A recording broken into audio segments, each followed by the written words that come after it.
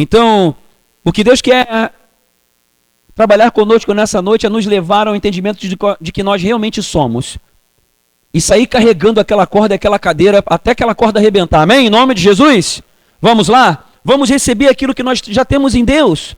Nós precisamos aprender a pensar como filhos nobres de um pai que é rei sobre tudo e todos.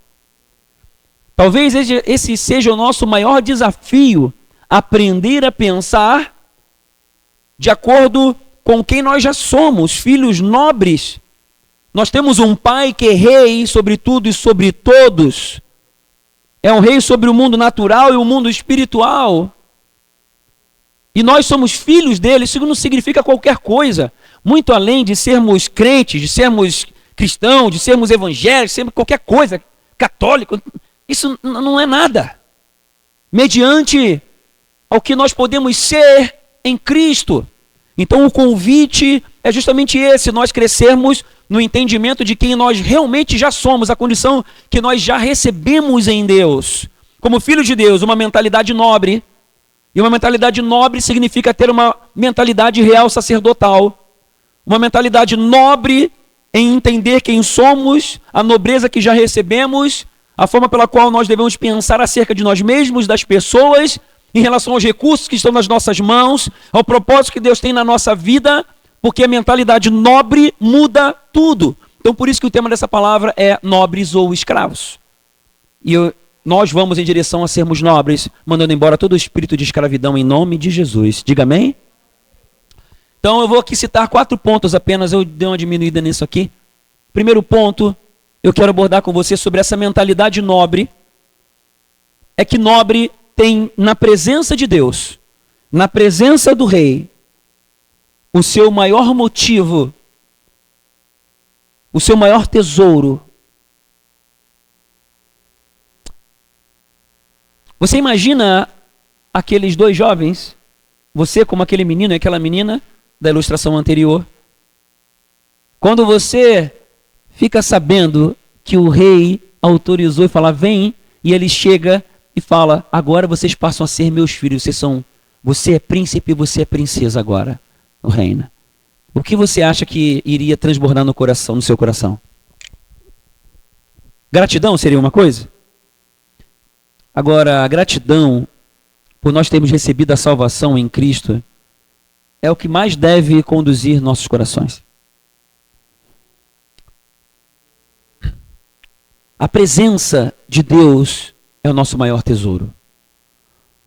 O problema é que muitas vezes nós colocamos outras coisas em primeiro lugar. Quando já ouvimos muitas vezes que nós devemos colocar em primeiro lugar o reino de Deus e a sua justiça, e as demais coisas são acrescentadas. A realidade é essa. Você concorda comigo que muitas vezes nós colocamos outras coisas em primeiro lugar, a gente se esquece? Então é algo que precisa mudar. Algo que precisa diminuir cada vez mais. Nós colocarmos mais a presença de Deus em primeiro lugar. E essa é a mentalidade nobre. A primeira coisa, o primeiro pilar dessa mentalidade nobre.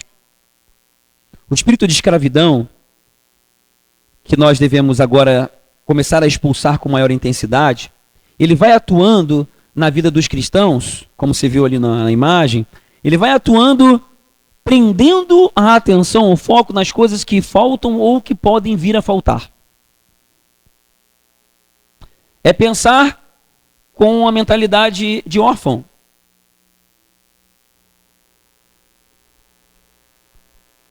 Se eu perguntar aqui quem crê que Deus é todo poderoso, todo mundo vai falar amém. Se eu perguntar aqui quem acredita que Deus pode suprir tudo, tem todo o poder de suprir qualquer coisa na sua vida, não estalar de dedos, você vai dizer que sim.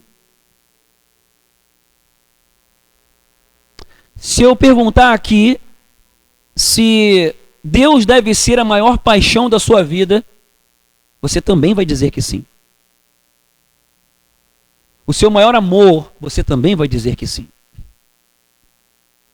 Que você tem toda a proteção nele, você vai dizer que sim. Se eu perguntar para você se você crê que Deus pode curar qualquer coisa, tem poder para curar qualquer coisa, você também vai dizer que sim. Então por que muitas vezes nós colocamos outras coisas no lugar na frente de Deus? Sabe por quê? Porque, de alguma forma, a mentalidade de escravidão ainda atua em nós. Porque o espírito de adoção, ao qual já recebemos e clamamos Abba Pai, se estiver reinando nessas áreas, não vão nos prender naquilo que falta ou no medo do que pode faltar. Nós vamos fluir bem. O espírito de escravidão vai atuando, tentando nos prender na decepção, na dúvida. Tentando nos prender com propostas de prazer. E aí muitas vezes nós nos vemos pensando, ou olhando, ou fazendo, ou falando coisas que nós sabemos que não deveríamos. E que nos afastam da presença de Deus. Esses são sintomas de que, de alguma forma, o espírito de escravidão está reinando em algumas áreas.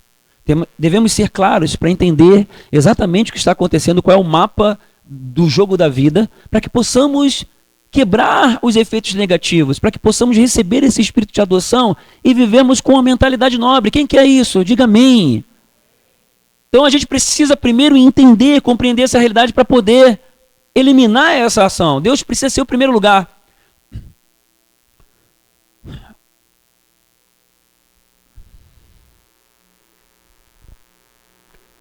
Pessoas que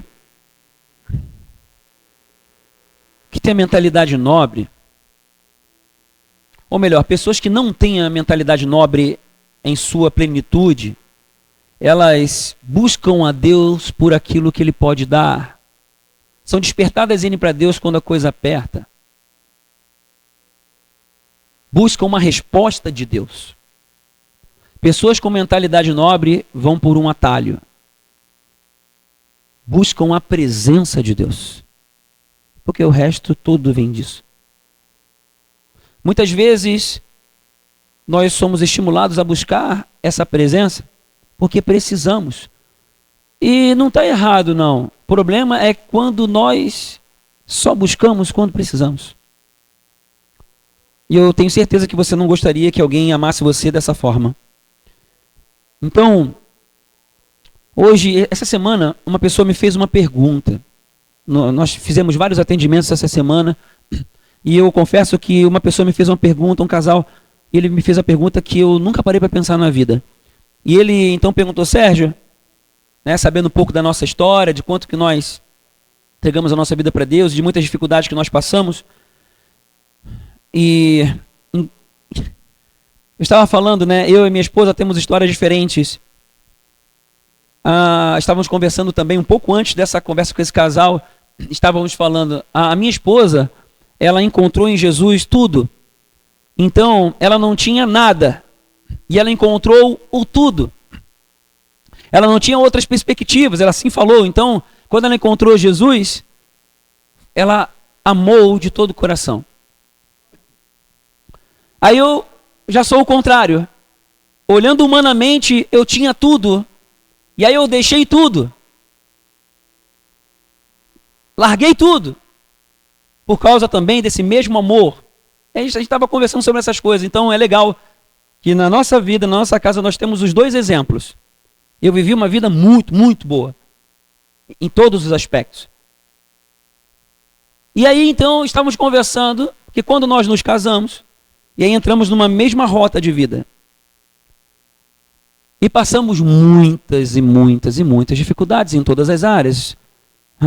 A começar pela nossa restauração pessoal, restauração da nossa vida, nosso relacionamento, nossa história, a nossa vida paternal, nossa vida conjugal, nossa vida profissional, nossa vida financeira, nossos planos, nossos sonhos. E passamos anos de muitas guerras, muitas tribulações. Foram vários anos. Financeiramente foram 8. Parte conjugal, talvez uns 4. Paternal, uns 10. Foram muitas guerras. E pela graça do Senhor, Ele nos concedeu a vitória. Em todas elas.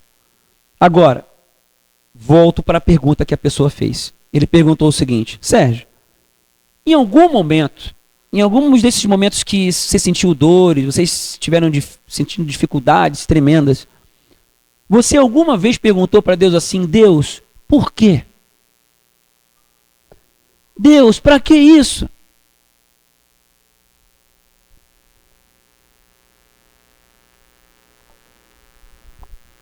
Eu parei. Eu falei: rapaz, nunca ninguém me fez essa pergunta. Eu nunca parei para pensar nisso. Vamos continuar a conversa aqui, eu vou pensar um pouco e depois eu te respondo. E assim eu fiquei ali conversando com o Espírito Santo, depois cheguei numa conclusão. E assim eu falei. Eu percebi, fica um atalho para cada um. Eu percebi que durante os 10 anos, 9 anos de muita guerra, muitas tribulações em várias áreas, eu nunca perguntei para Deus: Deus, por quê? E aquilo me assustou, porque eu nunca tinha parado para pensar nisso. E naquele momento eu comecei a pensar e cheguei em duas conclusões. Primeiro, essa pergunta, ela vem ao nosso coração por conta de algo que está faltando. Por que eu, ou você talvez já perguntou: Deus, por que tal coisa aconteceu? Por que aquilo aconteceu no passado? Por que tal pessoa fez comigo? É uma pergunta que vem num coração de que precisa fechar uma lacuna, precisa ter uma resposta. E eu percebi que eu nunca perguntei por quê. Essa foi a primeira conclusão que eu cheguei e fiquei abismado com isso. O meu segundo pensamento, minha segunda pesquisa foi em saber por que eu nunca perguntei por quê. Mesmo passando por muitas dificuldades. Mesmo na questão financeira, vendo minha filha pequenininha pedindo para eu comprar uma bala e eu não tinha 5 centavos para comprar uma bala na birosca do lado da minha casa. Mesmo quando a minha vida resetou, eu mudei tudo, abandonei tudo e depois vinham alguns pensamentos: por que tanta coisa aconteceu na minha vida anteriormente, se Deus tinha outros planos? E eu cheguei na resposta. Eu quero passar para você esse atalho, se assim posso dizer. Eu e minha esposa chegamos nessa conclusão que nunca perguntamos a Deus por quê.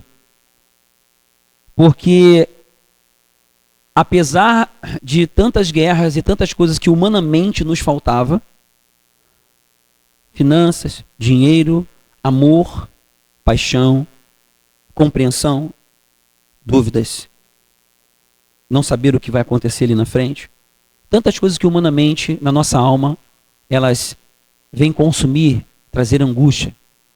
Nós nunca perguntamos por quê, porque o nosso foco não estava nas coisas que estavam faltando. A gente aprendeu isso. Eu quero passar isso com todo o coração para você. O nosso foco estava na presença de Deus. Não estava nas coisas, nem mesmo em nós. Porque no momento em que eu faltei para ela e ela faltou para mim, o nosso foco estava na presença, gente. Nós chegamos nessa conclusão e ficamos muito felizes com essa conclusão. É por isso que eu estou aqui falando hoje. Porque senão, nem casado a gente estava. Porque senão, eu nem filho ia ter o segundo. Porque senão, misericórdia. Eu quero passar isso para você. A presença. Quanto mais nós descobrimos, conhecemos por experimentar esse nosso Pai Celestial, e o nosso foco está na presença dele, nós nos lançamos para ele, e ele realmente é o nosso maior valor, nós somos preenchidos. Nós somos cheios do seu amor. E nós não conseguimos desatar dele. Então pode acontecer tanta coisa ao redor que a gente continua forte. Vem as dificuldades? Vem. A gente sofre. Sofre, a nossa alma sofre. A gente sente no corpo? Sente também. Mas nós somos fortalecidos. Logo, logo nós somos fortalecidos. Há um reabastecimento espiritual que transborda na alma e também no corpo, que é difícil de explicar. Então esse talvez seja o maior atalho da vida, talvez seja a coisa das coisas mais importantes que eu estou falando aqui hoje, nesse dia, nessa noite. Eu já poderia morrer. Se amanhã Deus quiser me levar, pode me levar, porque eu acho que eu falei o segredo da vida aqui, Marcelo. Mas eu acho que eu vou ficar por muito tempo aqui nesse mundo ainda. E minha esposa diz? Aleluia. Ainda bem que disse amém, né? E aí então, a presença sempre foi o nosso maior foco. Por isso que quando as coisas então faltavam, isso não era o nosso maior foco, porque nós nos reabastecemos naquele que era o nosso maior valor. E isso já era estar crescendo numa mentalidade nobre. Porque vivíamos, independente das circunstâncias, focados nessa presença. Então, aqueles que são nobres procuram se manter na sua presença nobre. E a fonte dessa nobreza é o Senhor. Diga amém. Segundo ponto, o nobre cresce em saber quem é para Deus. Vamos lá, vamos pegar aquela ilustração para ficar mais fácil. Você recebeu, então, como aquele rapaz, aquela moça, a identidade real. Amém? Você agora faz parte da realeza. Aí você coloca uma roupa comum para voltar lá na cidade. Você entra na cidade, aqueles teus colegas lá, ou as amigas do salão de cabeleireiro, ou os amigos lá do futebol ou da escola, você chega lá, e aí fulano, e aí fulana? Mas você sabe quem você é. Ele está te olhando como aquela pessoa que você era antes. Mas você agora faz parte da realeza. Você sabe o que está disponível para você. Você sabe quais são as condições diferenciadas que você já tem. Só que as outras pessoas talvez te olhem da mesma forma. Só que você sabe o que você pode já fazer, muito diferente do que poderia antes. A forma como as outras pessoas te veem não muda quem você é. O mais importante é você saber quem você é. A condição que você já recebeu. A partir disso que a nossa realidade muda. Você é nobre mesmo na escassez. Você é nobre mesmo na riqueza financeira. Porque tem muitas pessoas que estão na escassez vivendo o espírito de escravidão. Tem muitas pessoas que estão vivendo na bonança financeira com o espírito de escravidão. Nós já falamos sobre isso na mensagem Mentalidade Real Sacerdotal. Não vou, claro, repetir. Mas o espírito de escravidão atua em qualquer uma dessas situações. A mentalidade de orfandade atua nas duas situações. Então nós precisamos crescer na mentalidade nobre em qualquer situação em que estejamos, para que possamos ser quem nós realmente somos em Deus e possamos viver os planos que Ele já tem para a nossa vida. Aí sim nós nos sentiremos preenchidos. Nós nos sentiremos realizados.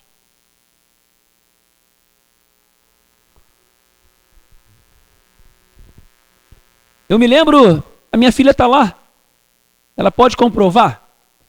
Nós não tínhamos carro, vou falar de uma outra época, nós não tínhamos carro, e aí então a gente estava profetizando. Eu pegava a chave da casa, falava assim, filha, vai lá, pega a chave do carro, mas era a chave da casa, estava profetizando. E ela já sabia, ela vinha pequenininha, toma pai a chave do carro. Já profetizando. Aí depois, lá na frente, quando a gente comprou um carrinho, aí a gente se alegrava. Agora eu vou falar de um outro momento. Eu estava já com empresa, estava prosperando, e muito bem. E aí então, eu me vi numa situação em que eu tinha colocado funcionários para ficar no meu lugar em alguns momentos, e a coisa ficou ruim. Comecei até a perder clientes, mas eu tinha colocado aquele funcionário para trabalhar no meu lugar, porque eu queria ter mais tempo para Deus. Para poder aconselhar, para poder fazer visitas. Eu não era pastor, eu era líder de célula na época.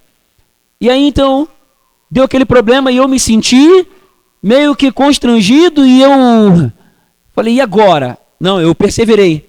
Eu não tirei aquele cara porque eu estava perdendo dinheiro. Não, eu fui lá e reajustei a rota. Eu mantive o meu propósito. Me mantive no meu tempo, na minha agenda, destinado àquele momento a eu ir continuar fazendo as coisas de Deus. Eu tive uma perda de início, tive perda de cliente, fui ajustando com ele e tudo mais, chegou um tempo que eu tive que fazer uma troca.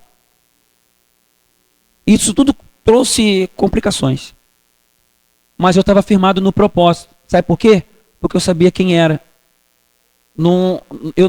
Graças a Deus, naquele momento, eu não deixei o espírito de escravidão ou a mentalidade de orfandade tomar conta e eu falar assim, o dinheiro é importante.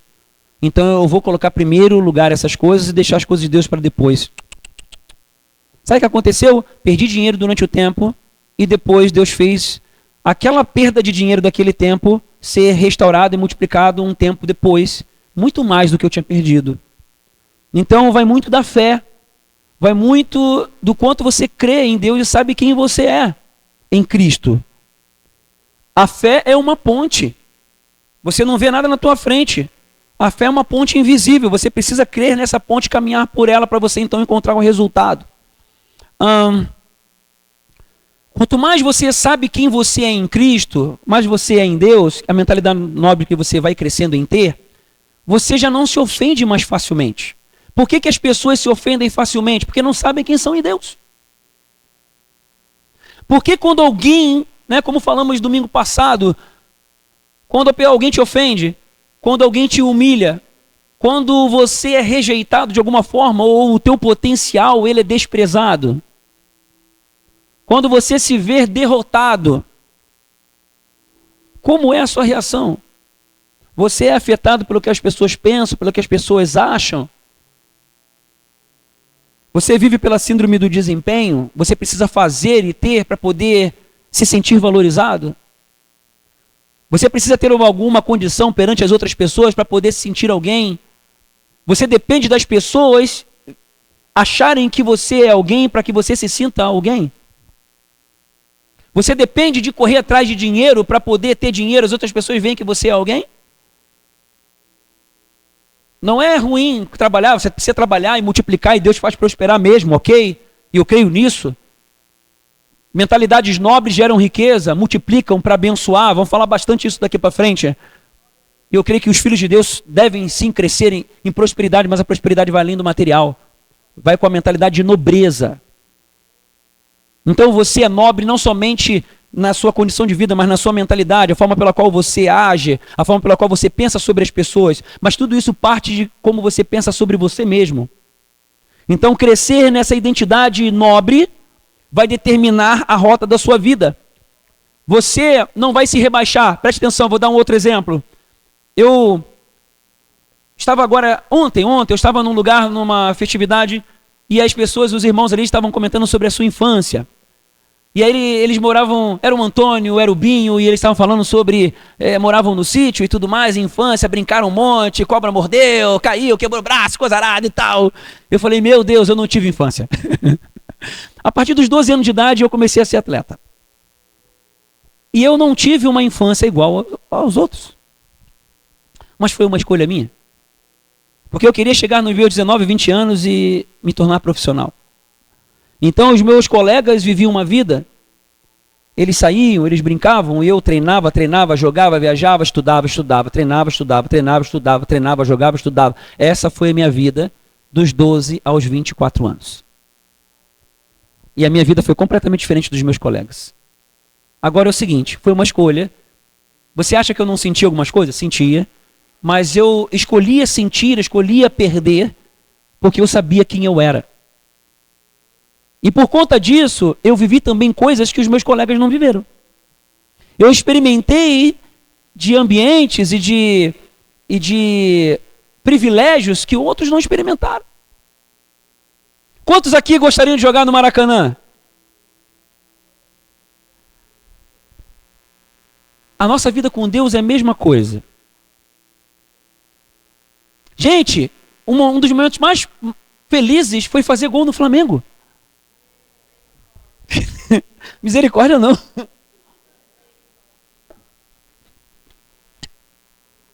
Gente, eu jogava no melhor clube do Brasil, o Vasco.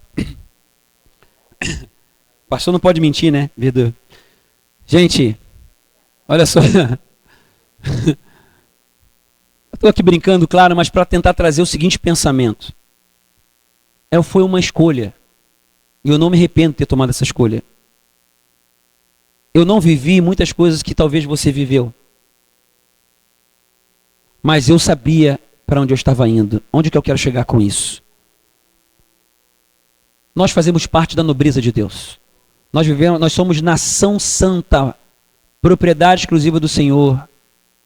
Quanto mais nós crescemos em conhecer quem somos, com a mentalidade nobre que temos, nós não nos rebaixamos a outros tipos de mentalidade. Nós não cedemos a pecados.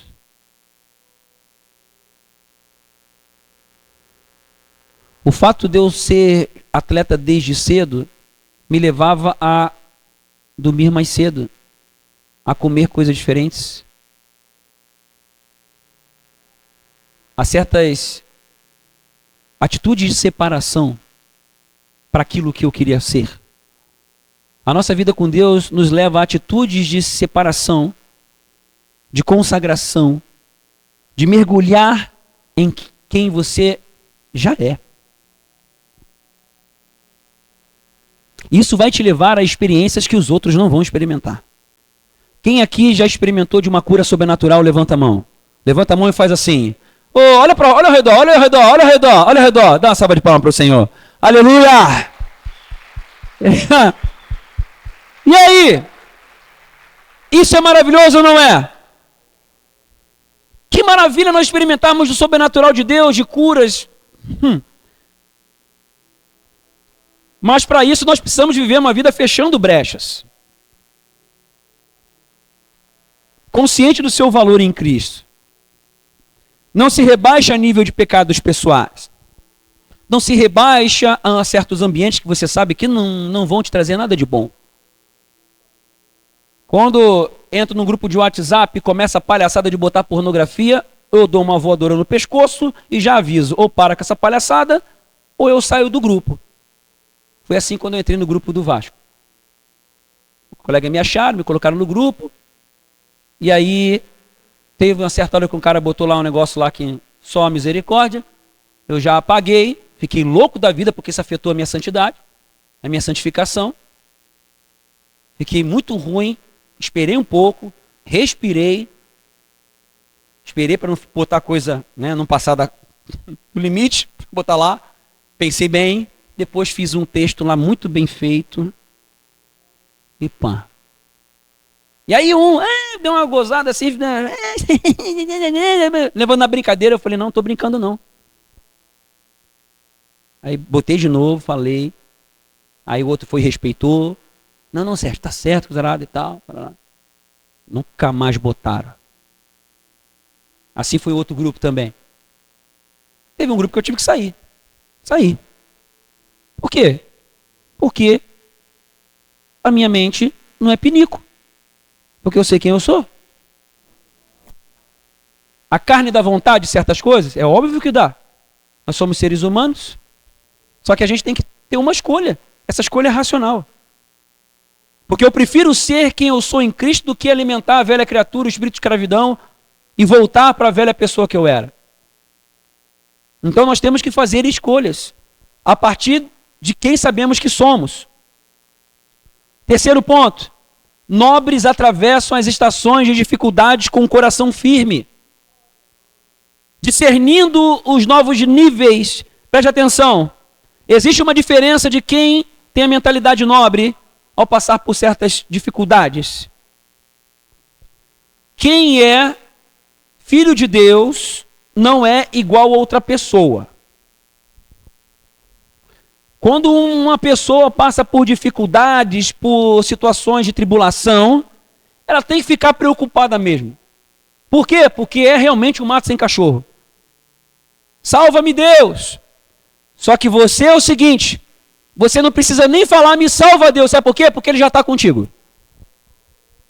E vou dizer mais. Como nobres em Cristo, nós enxergamos as adversidades ou as contrariedades das pessoas, não com lentes carnais, não do plano humano, mas como um trabalhar de Deus. Vou mais à frente. Em meio a dificuldades internas, aflições, preocupações, dúvidas quanto ao futuro, medo de alguma coisa acontecer ou de alguma coisa não acontecer,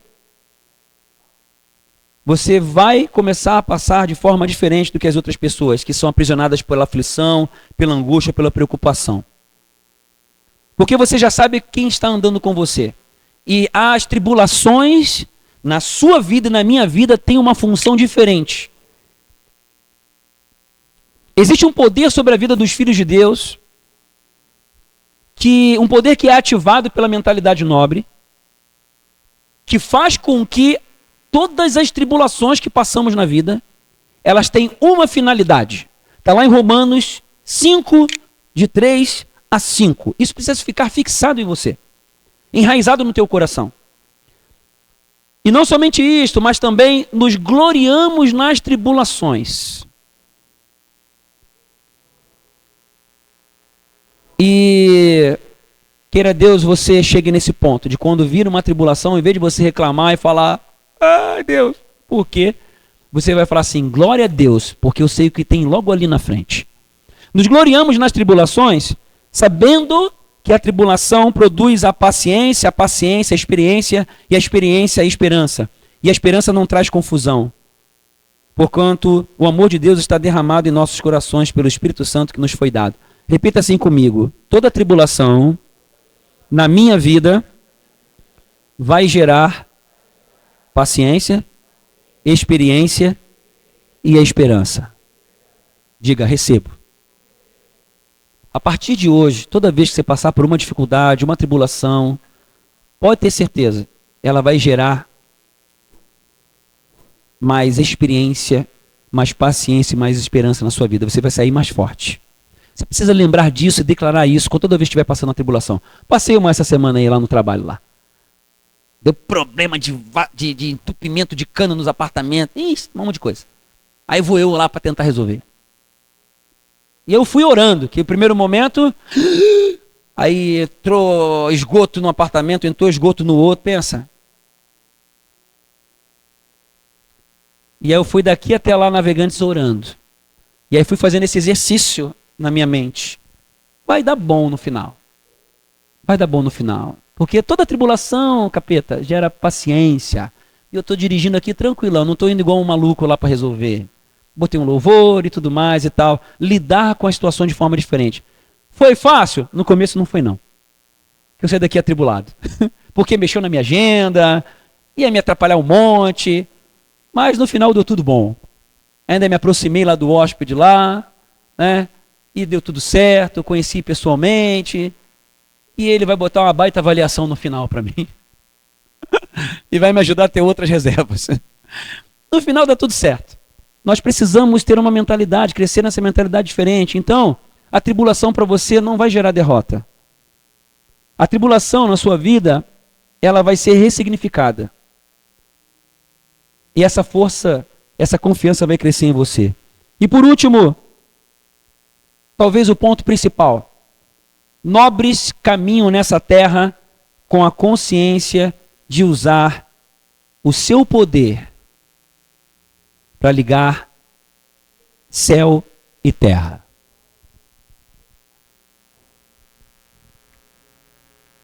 Pessoas com a mentalidade nobre não oram torcendo para dar certo. Porque muitas vezes nós oramos e fica torcendo para dar certo. Mas o coração de quem cresce na mentalidade nobre, ora já sabendo que já foi respondido. 1 João 5, 14, eu quero trazer essa palavra para vocês. 1 João 5, 14 diz assim, e esta é a confiança que temos nele, que se pedirmos alguma coisa segundo a sua vontade, ele nos ouve. Se pedirmos alguma coisa segundo a sua vontade, ele nos ouve. E se sabemos que nos ouve em tudo o que pedimos, sabemos que alcançamos as petições que lhe fizemos. Grave essa palavra, receba. Diga assim, as minhas orações estão sendo ouvidas. Amém? Grava isso, guarda no teu coração. Não deixe com que as mentiras do inimigo, meu Deus, será que Deus está me ouvindo? Por que não acontece? Aquele porquê, sabe? Sai do campo do porquê e entra no campo da confiança. As coisas não acontecem no nosso tempo, a mentalidade nobre. Quando as coisas não acontecem do seu jeito, ou quando não acontecem no seu tempo, a gente não se sente menos amado ou menos valorizado. A gente não se sente abandonado por Deus porque a gente conhece Ele. Ei, deixa eu te dizer uma coisa para você. Deus não te abandonou. Deus não esqueceu de você. Eu estou dizendo isso para algumas pessoas aqui, estou sentindo no Espírito. Parece que Deus não está te ouvindo, você está sozinho? Está não. Ele está ouvindo. A questão é que Deus quer trabalhar em você uma nova mentalidade, para você conhecê-lo, porque ele, independente de qualquer coisa, Ele é bom. Ele continua fazendo. Ele continua sendo fiel. Ele continua sendo todo-poderoso. Mas Ele também não é nosso servo.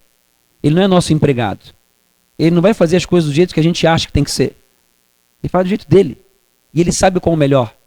A diferença de uma mentalidade nobre é que durante o processo de aprendizagem, durante a guerra entre a palavra e a promessa, nós vamos aprendendo a viver, sendo desenvolvido em maturidade. E muitas vezes essas situações que parecem ser ruins, elas nos levam para mais perto dele. Nos levam a buscá-lo. Isso é bom. Esse aspecto é bom. Então, que você possa se lembrar disso. O objetivo dessa palavra é que você saia daqui nessa noite fortalecido, na certeza de que Deus é real, Deus é fiel, Deus é todo-poderoso, e em Cristo você é nova criação, você é nova criatura. E Deus quer liberar a você, ou melhor, Ele já liberou. Ele quer que você tenha acesso ao que Ele já liberou. Ele quer que você cresça em acessar essa mentalidade nobre a qual Ele já liberou, e você cresça nessa força ao entender quem você é em Cristo, e acessando essas potencialidades, você vai crescendo na sua identidade. Isso vai mudar a forma como você lida com as circunstâncias, com as dificuldades, com as pessoas, e mais ainda, que é o que nós vamos começar a falar a partir do domingo que vem, a viver nos planos e os propósitos que Ele tem para você, porque você só vai viver aquilo que Ele tem para você a partir do momento em que você cresce e saber quem você é nele.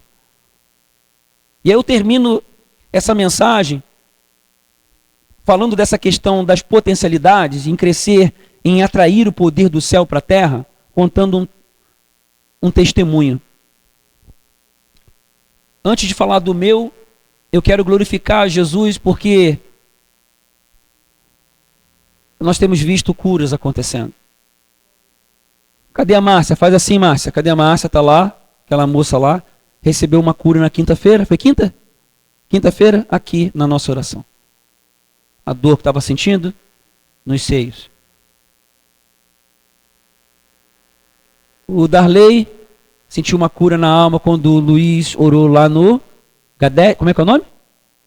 Gadesc. A outra sentiu a cura. O outro sentiu a cura, recebeu. É cura no físico, é cura na alma. Quem aqui no último mês recebeu uma cura física? Levanta a mão aí. Marlene, Lili, lá atrás. Quem é? A Rose, de longe em bola, mas é a Rose, né? É. Tá lá o Ian, tá lá a Ágata, tá ali a Nicole. Quem mais recebeu a cura física? Aqui o Jair e a Naira, né? Teve testemunho, né? Fabiana, né? Glória a Deus por isso. Cris, dá uma salva de palmas para Jesus.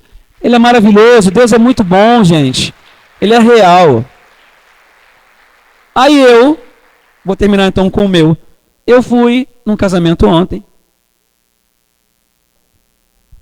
E na vinda para cá do casamento, eu senti algo que às vezes acontecia, e quando isso acontece é muito ruim. O meu estômago parou. Gente, eu não sei nem descrever o que eu sinto.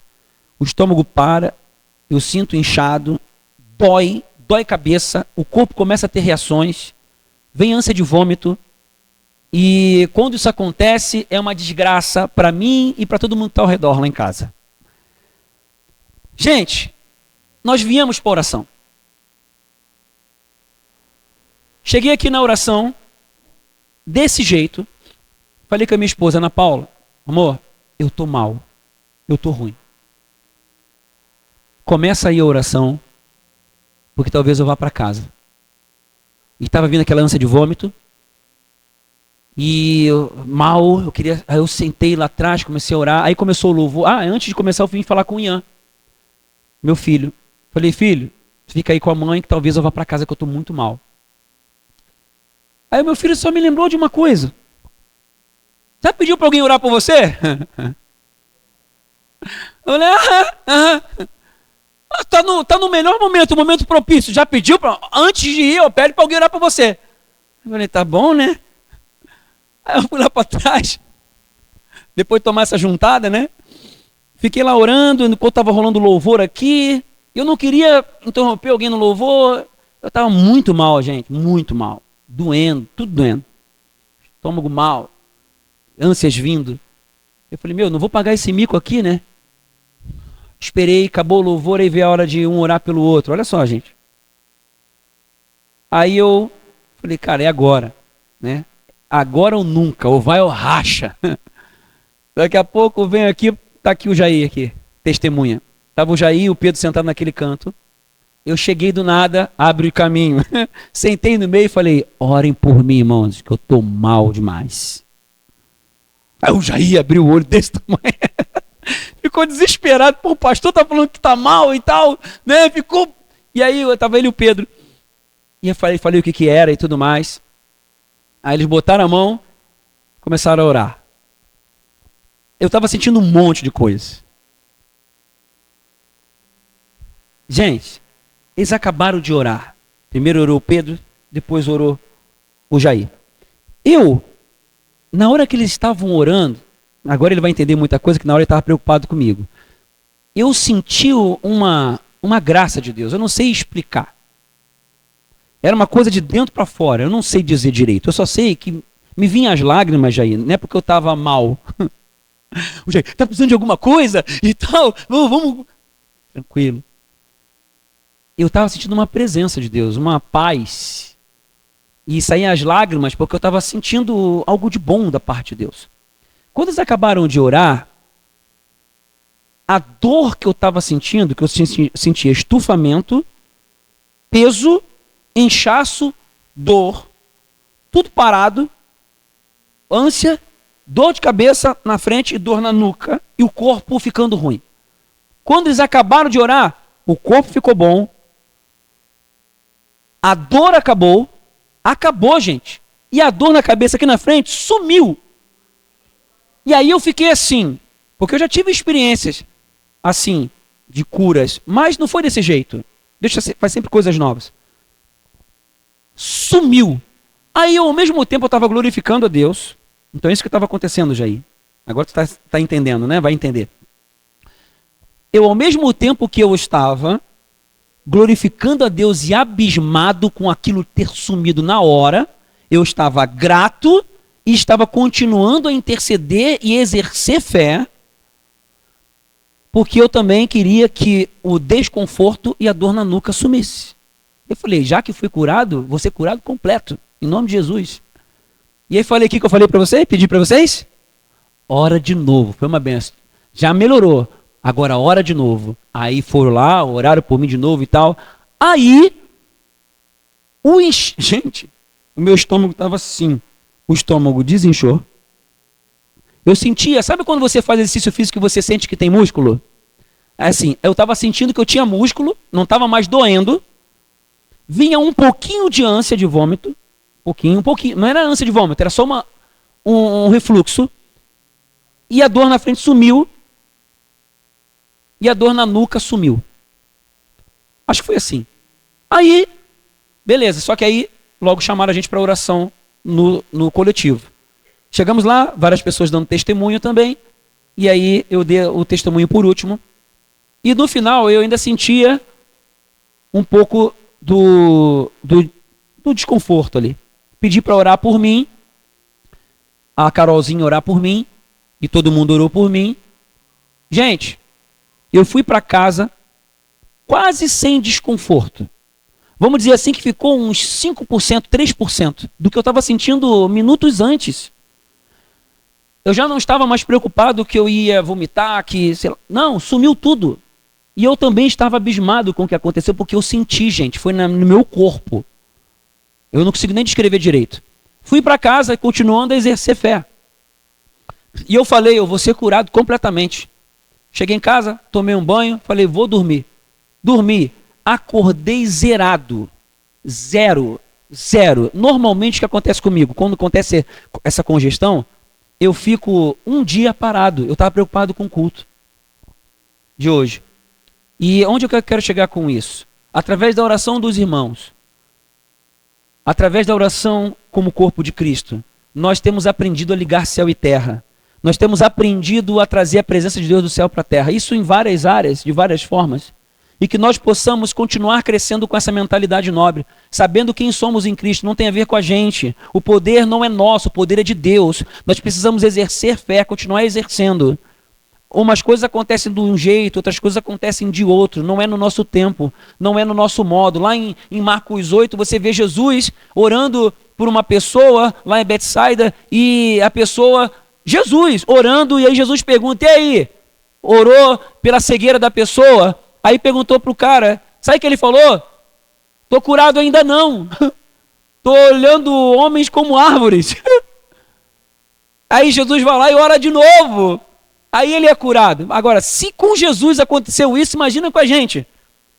Entende? Então são alguns caminhos que nós vamos aprendendo, só que nós vamos aprendendo a experimentar se nós exercermos a autoridade e o poder e a graça que nós já recebemos. Então, quando você ficar doente, não vai tomar remédio primeiro, ora primeiro, abençoa. Se alguém está com problema no seu trabalho, alguma aflição, alguma coisa, peça para orar por ela. Se posicione, abençoe e depois continue orando. Se posicione de forma espiritual.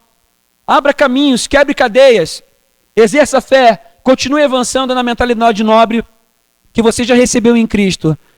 E seja bem-vindo a experiências sobrenaturais que estão por vir.